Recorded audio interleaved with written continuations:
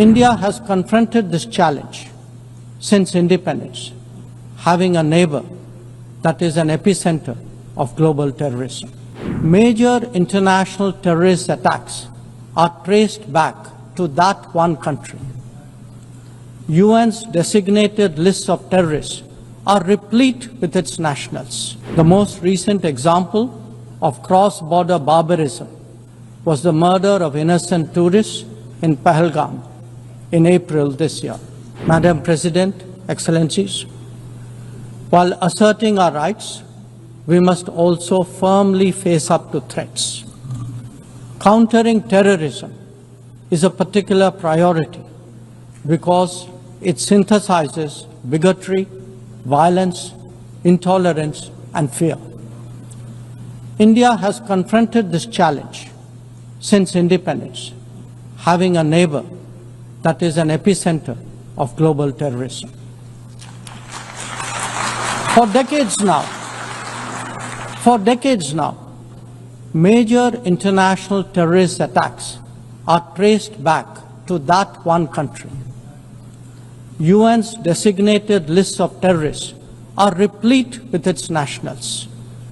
The most recent example of cross-border barbarism was the murder of innocent tourists in Pahalgam in April this year. India exercised its right to defend its people against terrorism and brought its organizers and perpetrators to justice. Because terrorism is a shared threat, Madam President, it is essential that there is much deeper international cooperation. When nations openly declare terrorism a state policy, when terror hubs operate on an industrial scale, when terrorists are publicly glorified, then such actions must be unequivocally condemned. The financing of terrorism must be choked, even as prominent terrorists are sanctioned. Relentless pressure must be applied on the entire terrorism ecosystem. Those who condone nations that sponsor terror will find that it comes back to bite them. Madam President, an objective report card will show that the UN is in a state of crisis.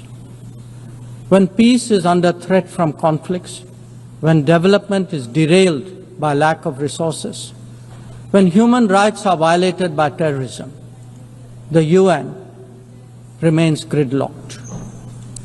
As its ability to forge common ground diminishes, belief in multilateralism also recedes. Central to the erosion of the UN's credibility has been resistance to reform. Most members strongly desire change, but the process is being made an obstacle to the outcome. It is imperative that we see through this cynicism and purposefully address the reform agenda.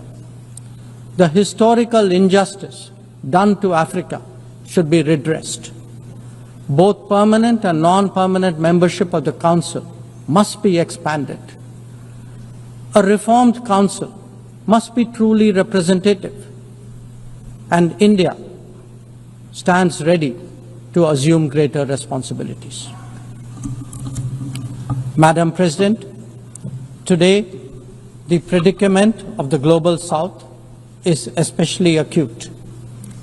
Bharat, under the leadership of Prime Minister Narendra Modi, believes that it has both a duty to contribute and an obligation to motivate. प्रभातखबर.com, विश्वास वही, रफ्तार नहीं।